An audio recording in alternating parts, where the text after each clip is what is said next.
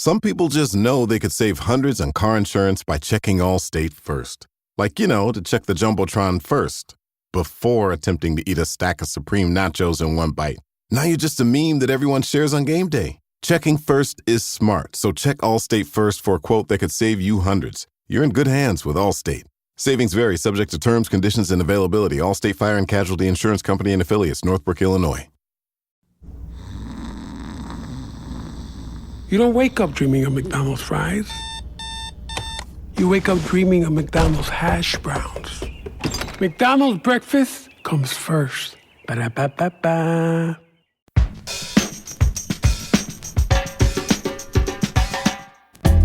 It is Monday, March 17th, 2025. Welcome back. It's Hang Up and Listen, the sports podcast here at Slate. Back with you again. I'm Alex Kirshner. I'm a contributing writer for Slate.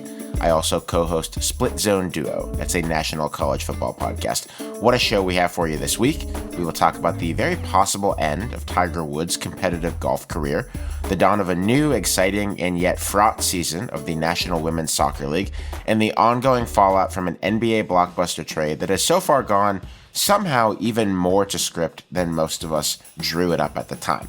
As usual, joining me this week is Lindsay Gibbs, the publisher of Power Plays, a newsletter that covers the biggest stories of the moment in women's sports. Lindsay, hello. Happy NWSL opening weekend to you. Happy NWSL opening weekend. Happy March Madness officially. And happy St. Patrick's Day. Does everyone have their green on? I know our producer Kevin did, but it does not look like my co-host. Have obliged.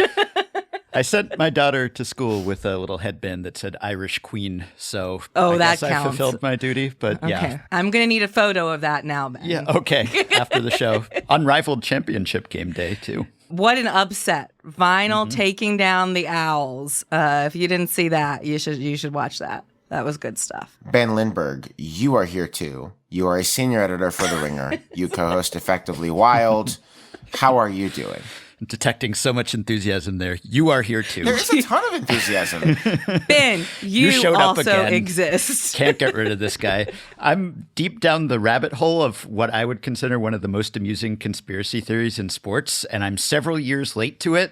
It's well known in soccer circles, but I'm mostly not in soccer circles, so it's new to me, maybe not to you. You two know Neymar, yes, Brazil's all-time top goal scorer. Maybe more famous than he's great, but is still great. Unfulfilled potential, but one of the best players this century. He misses time almost every season on or around his sister's birthday. So he and his sister, Rafaela, very close. He has her face tattooed on his arm. She has his eyes tattooed on her arm. Her birthday is March 11th, and only one time since 2014 has Neymar actually been in action on her birthday. He is almost always hurt or suspended. The latest injury or purported injury is a thigh muscle strain of some sort. And everyone just expects this. It's just the perennial Neymar, gotta go celebrate my sister's birthday injury, to the point that it's actually been mentioned by players and people who have been maybe thinking maybe he'd come to their team, like Sergio Ramos, formerly of Real Madrid, once said, I like to play with the best, and Neymar is one of them. What we would have to negotiate is his sister's birthday. So this is a well-known thing that I did not know. Sounds like a really good sibling to me. I don't know what the problem is, but obviously hope he gets well soon. Yeah, no, he's not the most wholesome person overall, but this is a very wholesome conspiracy, and I'm an only child, and I regret that now because I'd like to invent an injury every year on my sibling's birthday. Granted, some of these injuries have been more than nagging. They have kept him out for some time, which we could chalk up to actual legitimate injuries, or we could say that he has incredible commitment to the bit. Either way, happy birthday, Rafaela. I would like to scrap the rest of the show and just kind of cross-check birthdays of family members with injuries, if you don't mind. Yeah, that's what I've been doing with Neymar all weekend. That was my selection Sunday, in case anyone was wondering. I don't know. Slate Plus members, maybe we'll have to do a bonus segment on this sometime in the next couple of weeks, because I think everyone's curiosity is sufficiently piqued for that at this point.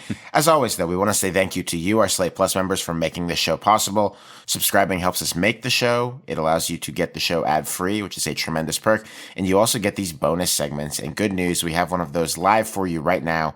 It is about the horrible tribulations lately of the New York Yankees, who continue to suffer the effects of the curse that the baseball gods put on them when they did not give a championship ring to 2009 baseball operations intern Ben Lindbergh. I love that you're continuing to try to make this a thing. I mean, really, like the curse of the Billy Goat, the curse of Rocky Colavito, the bar is not high for what constitutes a curse. So I think we can make this happen. You can hear that episode where we will continue to establish this curse as long as you are a Slate Plus member. Subscribe by going to Apple Podcasts and clicking try free at the top of our show page, or visit slate.com/hangupplus to get access wherever you listen. The Players' Championship was this weekend. Actually, it was this weekend and this morning, as we record on Monday. Rory McIlroy won it for the second time. He took a 3-hole aggregate playoff over J.J. Spaun, a longtime tour veteran who hit the ball into the water and made triple bogey on that famous Island Green 17th hole that even if you're not a golf fan, you're probably familiar with. The golf was compelling at the Players. The weather was beautiful when it wasn't storming enough to cause delays, and the PGA Tour had to be pretty happy with how its marquee event went. This is often called the fifth major, and it lived up to that billing, I think, in this case. And yet, it was arguably not the biggest story in golf last week, at least not the one with the longest tail. That would be Tiger Woods announcing that he had undergone surgery to repair his ruptured left Achilles. Achilles issues had dogged him a bit more than a decade ago, with lots of other ailments in between. He's out indefinitely. It would be shocking if he played at all this season. You should not expect to see him, certainly, in any of the majors that will come up over the next few months. It's been pretty clear for a few years that Tiger has been trending toward the end of his time as a competitive player. And Ben, my question isn't about whether you think he's done or not. We'll see soon enough. I think it's clear that he's done being competitive at major tournaments or big tournaments, given that he'll be 50 next year and he never plays regular tour events to build himself up. But the PGA Tour still relies on Tiger for a lot of things, be it heading up his new golf league that we've talked about, TGL, his hosting of a regular tournament every February, or his role in governance matters, like the ongoing efforts to strike up a deal with the Saudi Public Investment Fund, WUI. And so the question's about that. Do you think, Ben, that the PGA Tour is ready for a world where Tiger Woods is simply no longer an on-course presence of any time? Because it might be upon us as of right now. Yeah, it certainly had time to get ready, considering he's been a shell of his healthy self for so long. It's not as if this has snuck up on the tour. Really, I guess if you date the injury-hampered portion of his career back to 2008, when he won that U.S. Open on a bad knee, he's been dealing with injury issues, serious injuries in many cases, for a lot longer than he was actually healthy. So this has been normal for Tiger for a very high percentage of his career, and he's almost as old now as Phil Mickelson was when he won his old man major in 2021. And as you said, unlike Phil, Tiger can't play or practice regularly. And when he does play these days, he usually doesn't even make the cuts. So for all intents and purposes, he's already entered the emeritus era of his career, whether this is the end or not. And here we are still talking about him, so clearly he's still a compelling public figure, and golf is going to miss that, but he's not going to go away. And you mentioned just how many pies he has his fingers in. He has TGL, he has an apparel brand, he designs golf courses, he hosts a tournament, he's on the PGA policy board, he's the vice chairman of the PGA Tour Enterprises. And he's still a pretty prominent cultural figure, even though he is far removed from really being good at golf. So it's news that he's reportedly dating Donald Trump Jr.'s ex-wife. MGM and the Obamas are developing a biopic about him. So I don't think golf is going to lose him exactly, even though we may not see him much more, if at all, on the course. Yet, Lindsay, Tiger being in this reported relationship with Vanessa Trump was referred to in the pages of Slate this week as, quote, what a Florida-ass story. And I find that to be a bit telling about kind of where Tiger Woods is at this point in his life. Tiger's living a very Florida-ass arc these days. He is playing golf with Trump. He's going to the White House to kind of be shown off by Trump, who's always been so excited about showing off his golfer buddy, Tiger Woods. He's launching business ventures at an alarming rate, none of which seem assured to have all that much staying power, and just being rich and kind of capitalizing off of what was once, an incredible run on the golf course. To me, it had gotten a little bit sad even before this Achilles tear. or rupture, and now it continues to be that way. It's been sad for longer than that, for an extremely long time. I got to experience Tiger Mania close up a few years ago.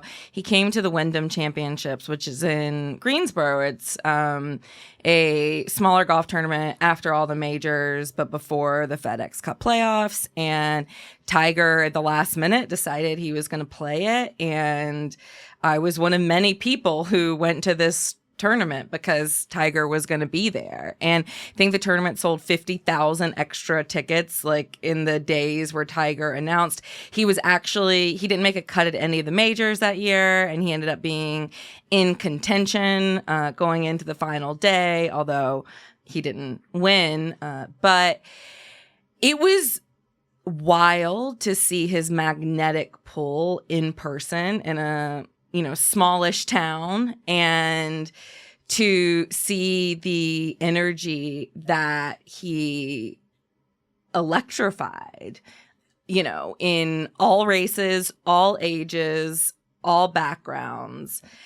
And I said this was a few years ago because that's how I remember it. This was actually 2015. This was 10 years ago. Yeah. And this really felt like this was Tiger's last hurrah.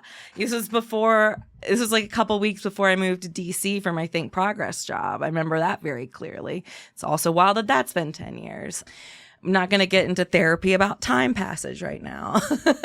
But his list of injuries is wild. And you go through it, and it's, of course, the back, all these back surgeries, multiple Achilles tendons tears, the left knee. He had a surgery in 2017 to fuse his lower back, which just sounds horrible. And then there was that car crash in 2021 where he damaged his right leg and ankle, and there was a possibility of amputation. And I will never understand, and this is probably why I am nowhere near an elite athlete, but why you would want to keep coming back. Like, Tiger keeps saying he wants to end things on his terms, but at what point does that, pure, nice desire become somewhat of a tragedy? Yeah, I've wondered that too, because he's said he doesn't just kind of want to be a mascot out there. He wants to think he has a legitimate shot to win. And maybe he does. Maybe he has a capacity for self-deception, as a lot of athletes do. And he's been so successful before. He's been written off before, and he's come back and been good. And so maybe he still thinks that he has a last hurrah in him. But yeah, the number of body parts that have been fused specifically, when I read the litany of injuries, that just makes me kind of cringe. And so I do wonder what keeps him coming back, whether it's that charge, the adulation of the live crowd. And I'm not a big believer in the idea of athletes tarnishing their legacies. People always have that conversation when a player's no longer good anymore and he's hanging around. I don't really believe in legacy tarnishing based on-field performance. Certainly things you do off the field in your personal life can tarnish your legacy, and Tiger may have done a few of those things in his day. But I think for the most part, even if you're just a shadow of your former self, people remember the good times, and they don't strip away your titles and your accomplishments. So fine, if you like doing what you're doing, and it's hard to imagine that he does, just given the pain that he's had to go through. But maybe it's just that he's never really known anything else. He's been doing this since he was a little kid. We've all seen the videos. So it's hard to move on from that. And the only downside, I guess, is that it's kind of like, I was thinking about this because I'm a baseball guy. It's like Albert Pujols, where he was one of the best players in baseball history in his prime, but his post-prime went on for so long that entire generations came of age and knew Albert Pujols as this just kind of decent DH, more or less, who couldn't really run that well and couldn't do anything else well. And that was basically a dozen years. That was half of his career where he was just, he's kind of just living on the accolades from before. And that's sort of sad, just because by the time that guy walks away, it's not that the people who saw him when he was great forget, but there are, I think, a lot of people who saw him and wonder what all the fuss was about. Certainly so. And Tiger does still have, wherever he goes when he's healthy, that kind of magnetic pull that Lindsay was talking about. I remember being on the grounds for Slate at the Los Angeles tournament that Tiger holds most years, did not this year because of the fires. It was held in San Diego, but in 2024. And I was following around Tiger Woods, which is a fun thing to get to do for your job. And, so you're standing 4 or 5 feet away from him as he walks from one hole to another.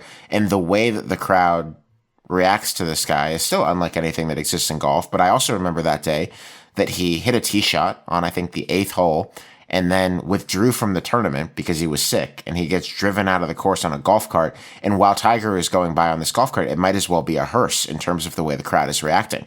A hush falls over the place. The wind just goes out of the sails of this country club where this tournament is being held, and suddenly the whole thing just feels miles less important. And I'm not sure that golf has found yet the antidote to that more broadly. I think that the sport understandably has gotten very high off of its Tiger Woods supply. Probably shouldn't use those phrases given his life story, but you understand what I'm saying over the years. And now, I think, Ben, you're right. They've certainly had enough time to figure out what is going to be the exciting draw when Tiger Woods is no longer there. And I think what looks really stinky for the PGA Tour is that not only have they not found another Tiger, which of course you're not, you need one to come around and be that good, but I think other reasons to be interesting in the game have actually gone backwards rather than forwards. Mm-hmm. With the split with Live Golf, the dilution of the talent pool at the top of the sport, the sameness of a lot of the PGA Tour's style of play and venues now, where all of these guys just use juiced equipment to hit the ball a million miles and then hit wedges onto the green and make a putt. I'm just not sure that golf is, even outside of Tiger, as exciting as it was even 20 years ago. And I'm not sure the sport is going to be okay given that. Yeah, I think that's why we're still having this conversation in 2025 when it's been years since Tiger was really relevant in big tournaments, because he was just so dominant and such a cultural force that a true successor seems inconceivable. We're getting a sequel to Happy Gilmore before a sequel to Tiger. And I can't even imagine what a sequel to Tiger would look like. And I don't know if that's unique, but it's certainly unusual among the major sports, where often by the time the GOAT is ready to ride off into the sunset, there's an heir apparent or someone who has displaced them. And so if you look at the NFL and Tom Brady moves on and Patrick Mahomes comes along, or in the NBA, sure, LeBron and Steph are still incredible, but everyone's kind of on a vigil waiting for them to get old. But you have a new generation. You have Wemby, you have, the whole who's the new face of the NBA conversation, or in baseball, there's Ohtani, or, Connor Bedard in hockey, or look at what Mira Andreeva did this weekend in tennis, or what she's done over the past year. At age 17, she just beat Iga Swiatek and Aryna Sabalenka at Indian Wells, the first time since Serena that someone so young beat the world number 1 and 2 at a tournament. And I'm not saying she's the new Serena, but there's always a phenom. And in golf, it just doesn't seem like that's the case, at least in terms of the cultural crossover mainstream appeal. Yeah, this is the thing. They haven't found that. Right. Scottie Scheffler right now is as good as anyone's been since Tiger. Yeah. Rory McIlroy just won the Players within minutes of us recording this podcast. They've got some guys. Mm-hmm. Bryson DeChambeau is a huge YouTube star. He's insufferable, but he's a huge YouTube star. And he doesn't play on the PGA Tour right now. He plays on the Live Golf Tour that nobody watches because, well, for a number of reasons, including its TV placement, how odious it is, the lack of stakes of it. It is hard to find people that will get people invested, people that will get fans invested in golf. And that seems like an uphill battle to fight that has been being waged unsuccessfully for a long while. You know what could help? An old-fashioned sex scandal. I mean, I'm sorry. Looking back at Tiger Woods, anyone who did not live through 2009, and I think that might have been society's last, just pure sex scandal, right? Where what was wrong? Oh, it was affairs. That was it. It was a golfer having affairs, and that was all it was. And it was front page news for 6 months straight. Yeah, but the fame has to come before the affairs. The affairs can't generate the fame anymore. Darn. We'll see. We'll see if anyone on the PGA Tour is up to that particular challenge. I can think of a few candidates for it, but In the interest of not making Slate's lawyers mad at me, I don't feel like guessing about who might be next in that department. Up next, soccer. There's more of it, and it's a crucial year for the NWSL.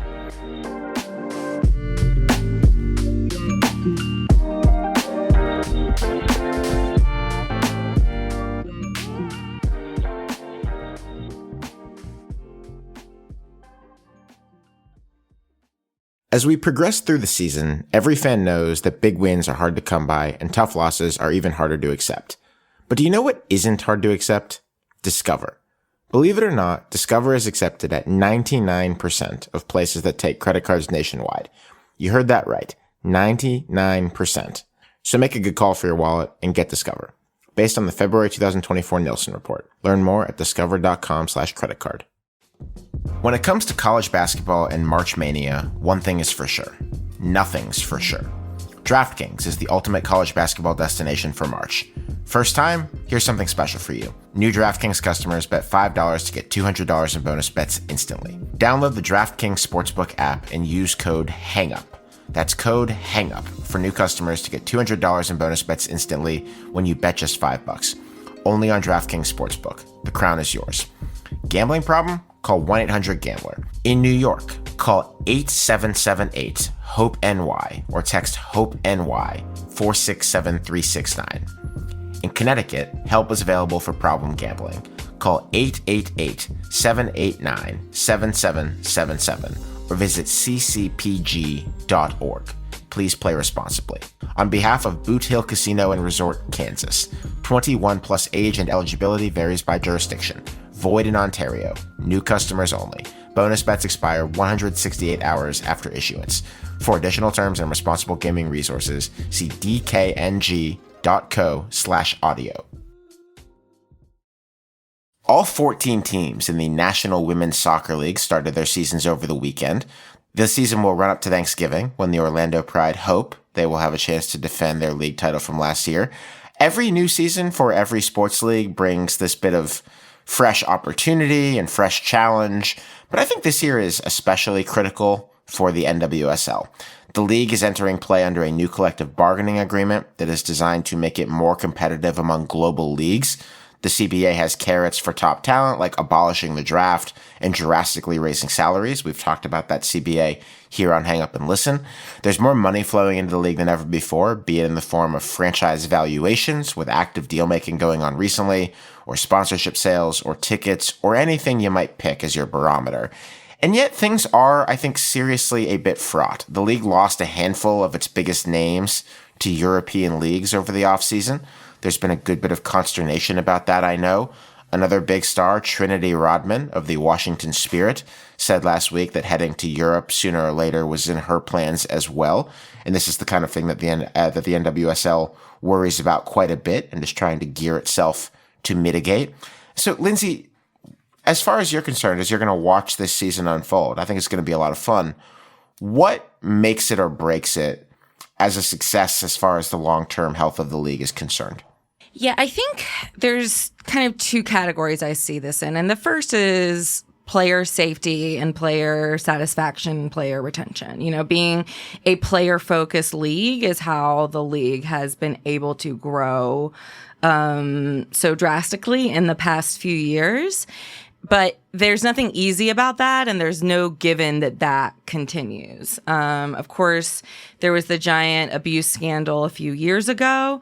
There just reached a settlement with lawyers from, I think, New York, D.C., and there was another jurisdiction who came together, and there's a $5 million settlement given out to the victims in that abuse scandal because laws were broken and people were seriously hurt and the league was negligent in taking care of its players and listening to complaints. But, you know, on the forefront of this season, right before things broke, we found out that there's another investigation into Bay FC's coaching staff by the NWSL. The San Francisco Chronicle did a great investigation and report into this. We don't know much. We know that Albertine Montoya, the head coach, that there's been allegations of a toxic environment made by former players and staff members. that the league is looking into it and that he still has his job.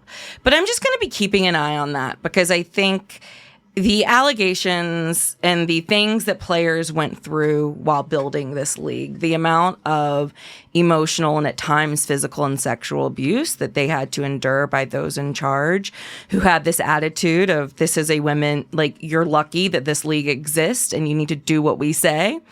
And any complaints is going to hurt the league and that's going to hurt women's sports. That ethos, while it's we've done a lot to root it out and there's been so much good work done, you have to stay diligent and stay on top of that. And the second part of that equation is also continuing to make it a place that young players can develop and top players want to come to. And like Alex was saying in the intro, that's the things like abolishing the draft. That's things like allowing getting players paid more money. I mean, we're seeing franchises, $110 million expansion fees. Angel City being worth $250 million. The players need to be getting more of this money. But you also need a league that is able to tell the stories of new players. Of course, Rapinoe left a couple years ago. Alex Morgan left in the middle of last season. Naomi Girma is now in Chelsea. There is always going to be an alert to these European teams. And even if players don't see it as a shun to the NWSL, like Trinity Rodman was just like, I want this to be part of my story, part of my career, is that I go to Europe for a little bit too and likely come back.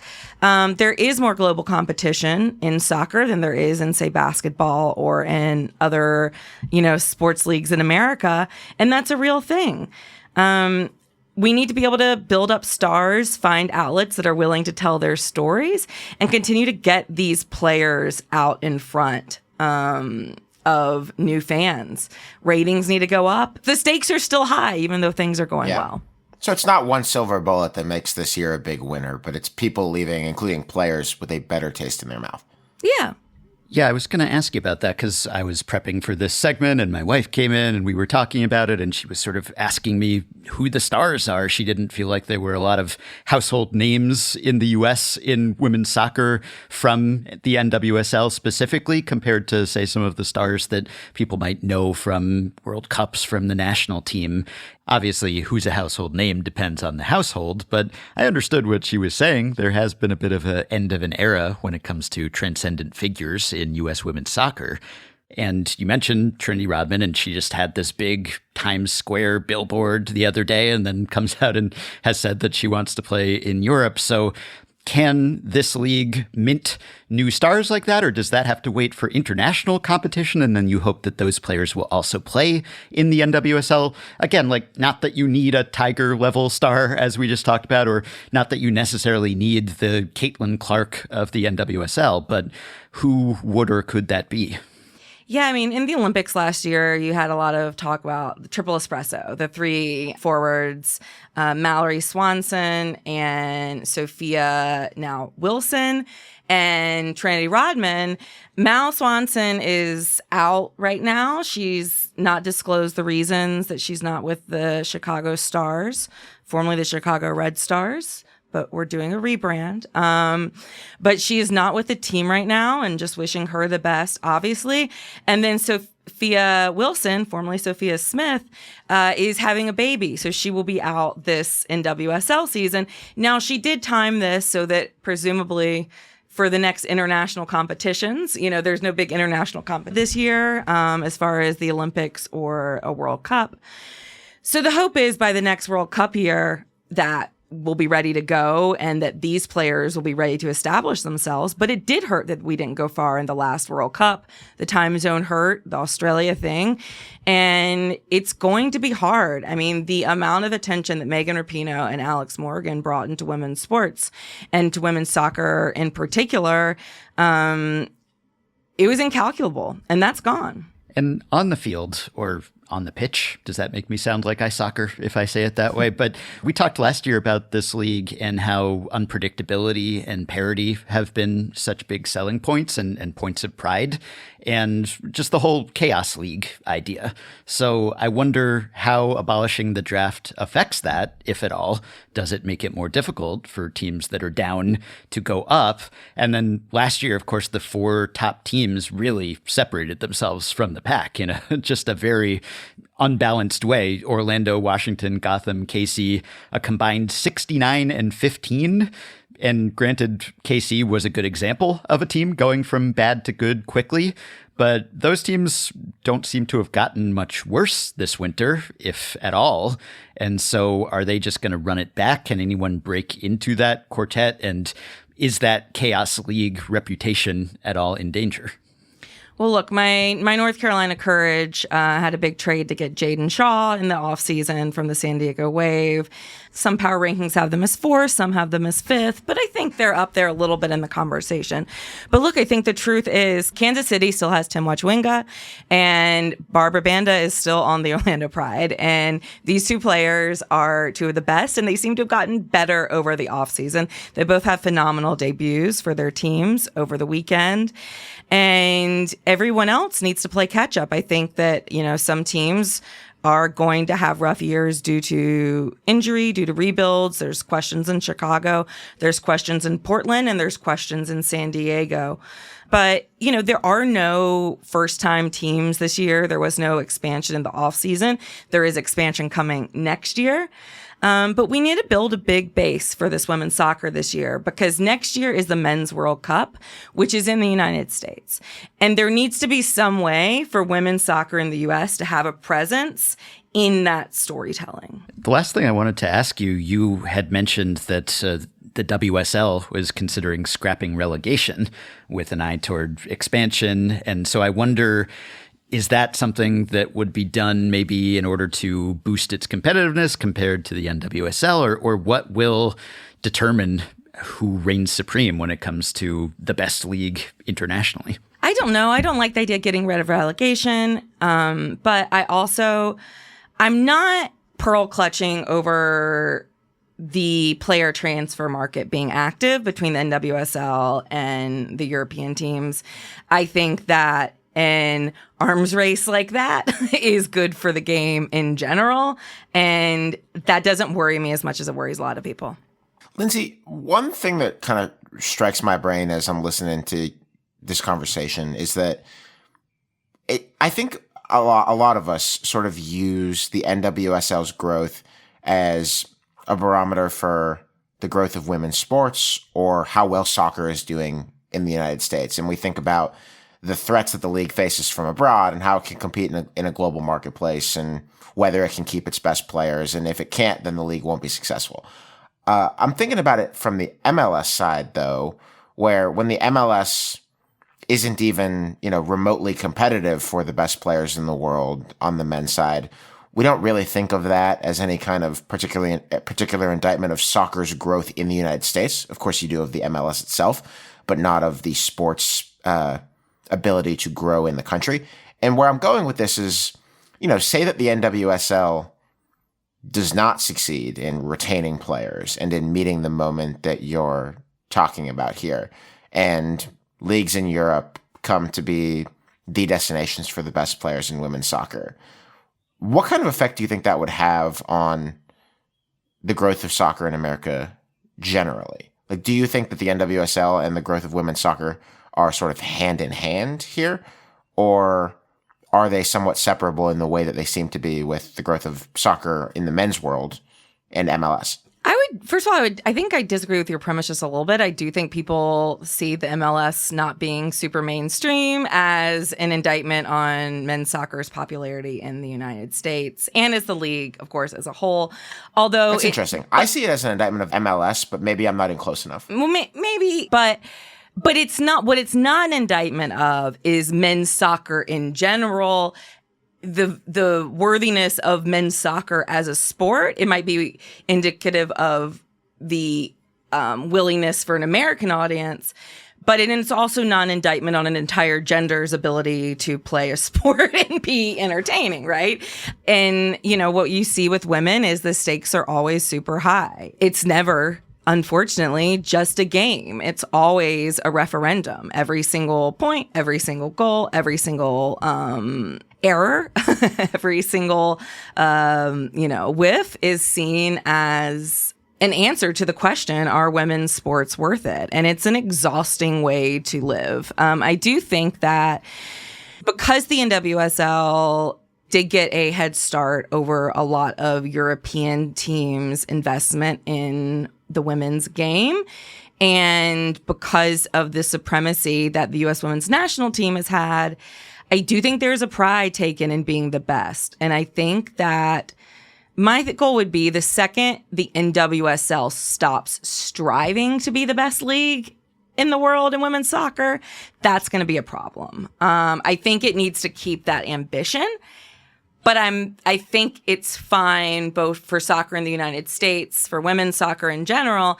if it's a legitimate conversation. Do you know what I mean? Like if there's a legitimate, but I don't want the league to lose that ambition. But Lindsay, do you think that MLS's failures to attract more top talent over a long period of time, or failure to do anything that you might think of, has resonated somewhere inside NWSL offices? I mean, I'm sure it has, and I'm not enough of an expert on MLS to know exactly, the history of all of said failures. I think that it was a really great sign, as we've discussed on the show before, that the league wanted to come to the bargaining table early and change the CBA because they wanted to be able to pay players more money, and they realized that the draft was causing them to lose talent as well. That was them seeing a problem and wanting to tackle it head on before things got out of control. And I actually think that there's a lot they can learn from MLS in terms of community building. While the ratings might not always be the place, there are a lot of MLS teams that have built really engaged local fan bases and do a lot of ticket sales and have become integral members of the community.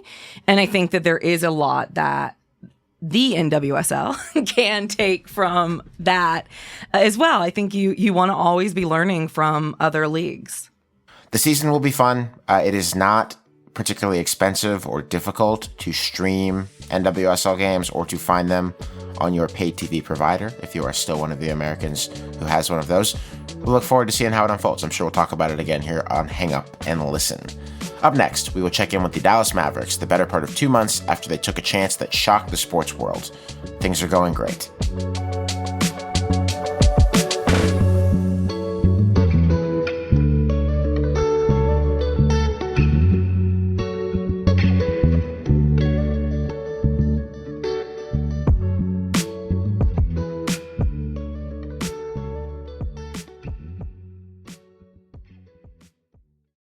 Eczema isn't always obvious, but it's real. And so is the relief from Ebglyss. After an initial dosing phase of 16 weeks, about 4 in 10 people taking Ebglyss achieved itch relief and clear or almost clear skin. And most of those people maintain skin that's still more clear at 1 year with monthly dosing. Ebglyss, lebrikizumab LBKZ, a 250 milligram per 2 milliliter injection, is a prescription medicine used to treat adults and children 12 years of age and older who weigh at least 88 pounds or 40 kilograms with moderate to severe eczema, also called atopic dermatitis, that is not well controlled with prescription therapies used on the skin or topicals, or who cannot use topical therapies. Ebglyss can be used with or without topical corticosteroids. Don't use if you're allergic to Ebglyss. Allergic reactions can occur that can be severe. Eye problems can occur. Tell your doctor if you have new or worsening eye problems. You should not receive a live vaccine when treated with Ebglyss. Before starting Ebglyss, tell your doctor if you have a parasitic infection. Searching for real relief? Ask your doctor about Ebglyss and visit ebglyss.lilly.com or call 1-800-LILY-RX or 1-800-545-5979. Pro Savings Days are back at Lowe's with limited time savings on the supplies pros need. Get up to 40% off select major appliances. Plus, save an additional $100 on every $1,000 you spend on select major appliances. And don't miss your chance to activate and earn 3 times the points on select DeWalt and Klein tools. Lowe's, we help, you save. Valid through 3/28. Selection varies by location. While supplies last. See associate or Lowe's.com for more details on qualifying items. At Sierra, discover great deals on top brand workout gear, like high-quality walking shoes, which might lead to another discovery. 40,000 steps, baby. Who's on top now, Karen? You've taken the office step challenge a step too far. Don't worry, though. Sierra also has yoga gear. It might be a good place to find your zen. Discover top brands at unexpectedly low prices. Sierra, let's get moving. The night of February 1st, the Lakers and Mavericks made what will only be known to history as the Luka Trade. It's got its own Wikipedia page and everything. And a few days later on Hang Up and Listen, we were still just as shocked as the rest of the sports world that Dallas would trade franchise centerpiece Luka Doncic to the Lakers for a package built around the excellent but older and always injured Anthony Davis. We thought it was a bad deal, but it wasn't just us.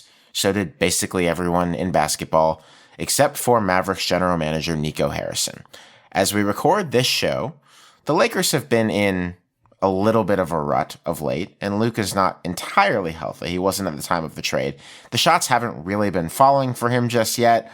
I actually wouldn't say that Luka has been anywhere near fully operational since the Lakers traded for him, and yet the Lakers have generally been pretty good. They had risen to number 2 in the Western Conference before a brief skid has knocked them back down the pecking order to lower in the playoffs. And I don't think there's a Lakers fan in the world or a Lakers executive who is not thrilled that Luka Doncic plays for the Lakers.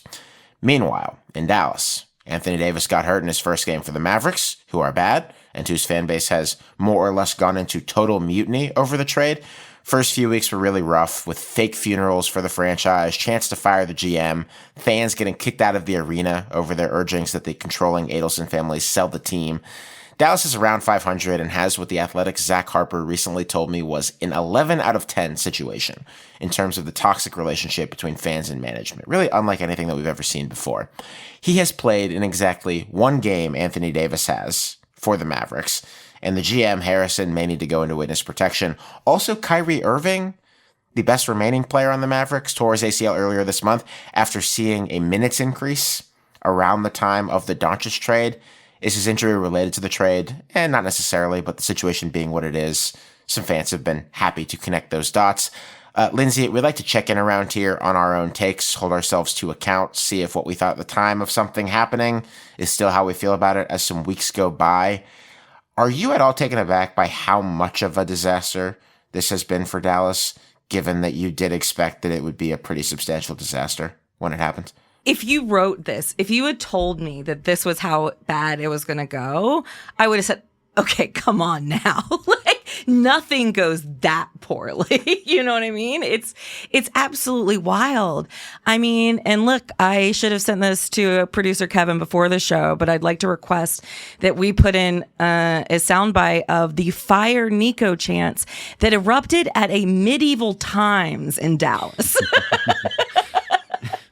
If you've never been to medieval times, well, first of all, you're missing out. But second of all, we gotta play the audio right here. Okay, here play it, please.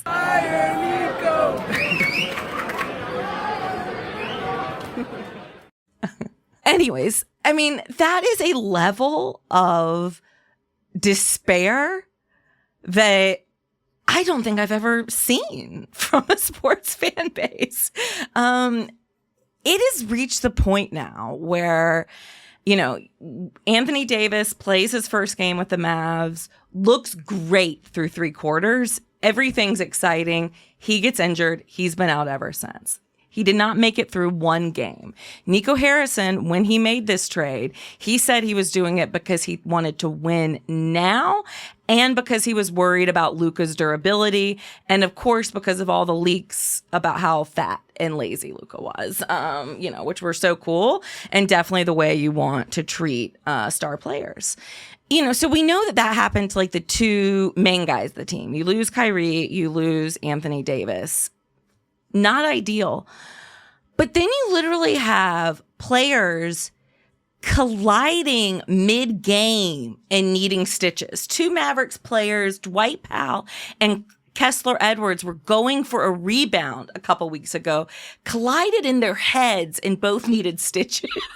I mean, it's turned into a screwball comedy to the point now where they don't even know if they are going to have enough players to suit up this season to not default a game because of a second trade they made.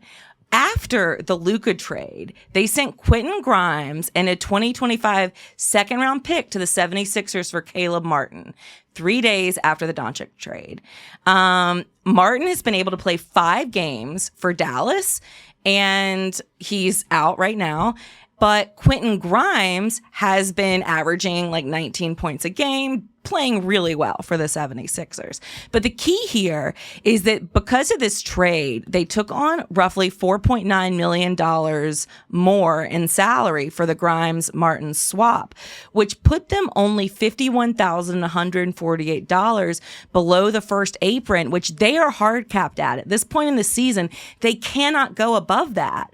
And they cannot add anyone until April 10th. And they have all these two-way guys who were almost out of eligibility because they've been dressed for so many games. It is wild. Like, it's probably not going to happen, but there is a way more than 0% chance that they have to forfeit a game for not having enough players to dress. Yeah, they're down to 8 healthy people. And yeah, the two-way guys can't be active for more than 50 NBA games. They can't call anyone else up from the G League. So unless guys get back just in time before the other guys lose their eligibility, then they're sort of screwed unless they just lie on the injury reports and say that someone who's not actually available is available, which I don't know whether that would be better or worse for the league for that to happen than an actual forfeit. But it really is. It's like a biblical plague, except largely self-inflicted. And then everything snowballing from there. And when we talked about it, I think when most people just totally lambasted this trade, it was more about the long-term effects of trading a 25-year-old superstar for an older superstar. It wasn't really clear that the consequences would be visited upon the House of the Mavericks instantly. So this has really exceeded, I think, all expectations for how bad it could be. And Robert O'Connell covered the Mavs month of woe at the Wall Street Journal. This was a couple weeks ago now, and the headline was, "How snakebit can this team be?" which was a quote in the story from a Mavs fan. But they weren't really snakebit unless their ownership and front office are the snakes, which I guess many Mavs fans would say that they are. It's like the calls coming from inside the house. And there's sort of a schadenfreude aspect to this, as you can probably tell from our tone here, where we want to see Harrison hoisted by his own petard, but then I feel bad about that because it means Mavs fans getting hoisted by Harrison's petard too.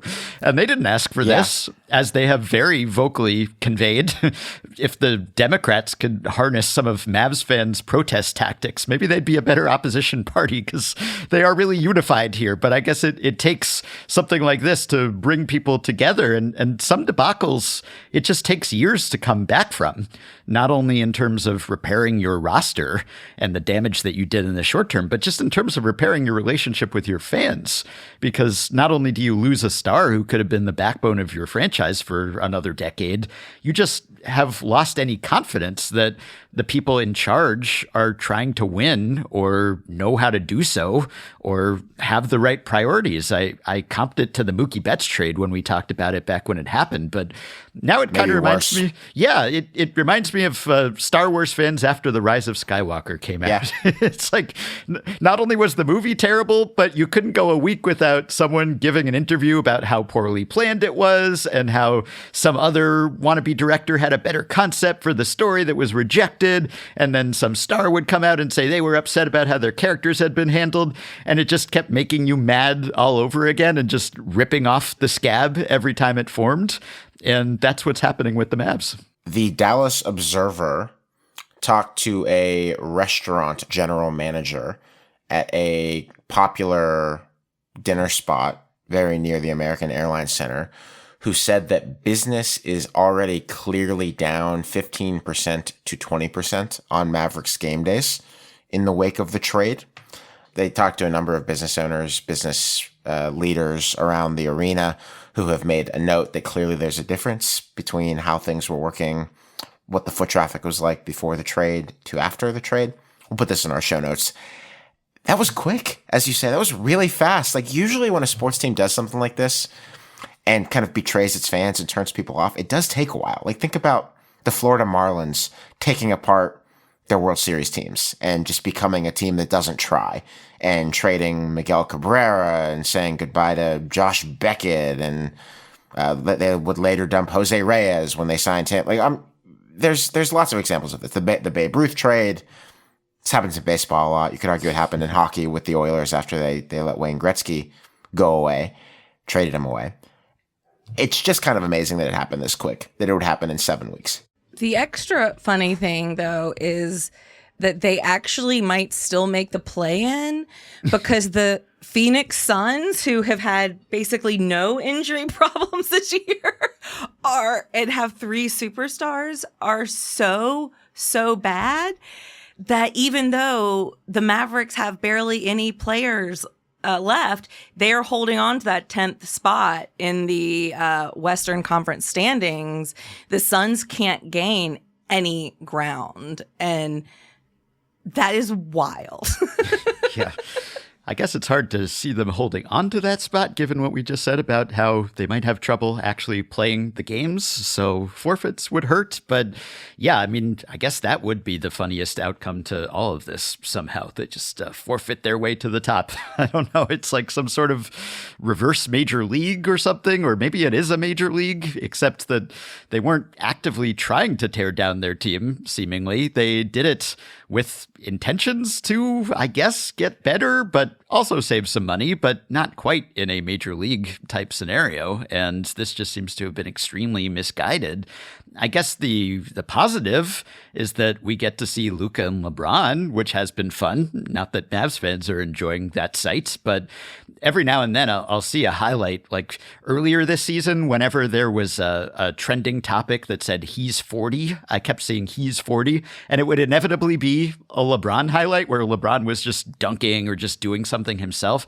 And now whenever I see a LeBron highlight, it's like Luka passing full court to LeBron, and then LeBron just has to finish it. So it's just a lot easier for him. I mean, the old guy still got it, as my colleague Brian Curtis said, but it's nice that it's not really like a last hurrah sort of situation, like, oh, okay, it's a changing of the guard, passing of the torch for the Lakers, and here's a much diminished LeBron who gets to play with Luka in his prime. Like, okay, LeBron's past his prime, but he is still one of the very best players in the league. And so to see those guys playing together, or if we want to expand the scope of this conversation to other trades that were made, to see Steph get to play with Jimmy Butler now, and the way that Luka going to the Lakers and Butler going to the Warriors has kind of revitalized those teams and complemented those older guys who have to pace themselves and take games off and do a lot of load management. And now that's just not as big a deal. And you have these players who sort of suit their skills, and they've gelled pretty well. So again, I'm just sort of pouring salt into the wounds of Mavs fans here, but to emphasize how grim this is for Dallas, but to do it in a different way, the Lakers sound like they're in heaven having Luka on their team, and Luka has not been entirely healthy, and he's also shooting worse than he ever has in his career since he's gone to the Lakers. The ball isn't even going through the hoop yet. He's not even playing well. And yet you still have Lakers fans talking about this in euphoric terms. Like, they're just absolutely thrilled to pieces that they have this guy, and they should be. And he's not even making shots yet. And just despite the fact that he's not making shots yet, he's returning significantly more value to the Los Angeles Lakers than Davis is to the Dallas Mavericks. It's a brutal scene. That is all for this episode. Mercifully, if you are a Mavericks fan and you are listening, we also have a special bonus show that is in the podcast feeds right now for our treasured Slate Plus subscribers. It's about the offseason of utter turmoil for the New York Yankees, which has only gotten worse in the past week and may have no bottom in sight. Should have given your baseball ops interns championship rings in 2009. Yes. Hear, hear. And by the way, if you're a baseball fan listening to this not long after the pod dropped, still time to set your alarm. 6 a.m. Eastern on Tuesday, 3 a.m. Pacific. Dodgers versus Cubs, Yamamoto versus Imanaga, Shohei Ohtani versus Seiya Suzuki. It's a quasi-MLB opening day. Get excited. I look forward to it. And then we will have the more regular MLB opening day just around the corner. I'm sure we'll talk a little bit more about that here as well. To hear that show about the Yankees, you can subscribe to Slate Plus on Apple Podcasts by clicking Try Free at the top of our show page, or visit slate.com/hangup plus. You can get access wherever you listen. The episode is available right now, and we will see you over there. Our show notes are at slate.com/hangup, and you can email us at hangup@slate.com. Don't forget to follow the show and rate and review us on Apple Podcasts. That's a big help to us as well. Our producer is Kevin Bendis. For Ben Lindbergh and Lindsay Gibbs, I'm Alex Kirshner. Remember Zelma Beatty, and thanks for listening.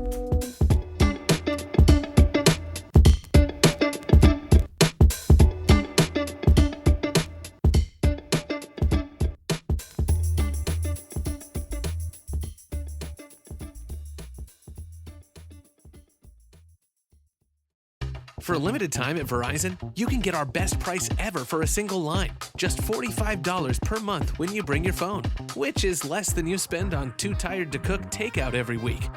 Get one line on Unlimited Welcome for $45 per month with AutoPay plus taxes and fees. Visit your local Verizon store by April 2nd to save. $20 monthly promo credits applied over 36 months with a new line on Unlimited Welcome. In times of congestion, unlimited 5G and 4G LTE may be temporarily slower than other traffic. Domestic data roaming at 2G speeds. Additional terms apply.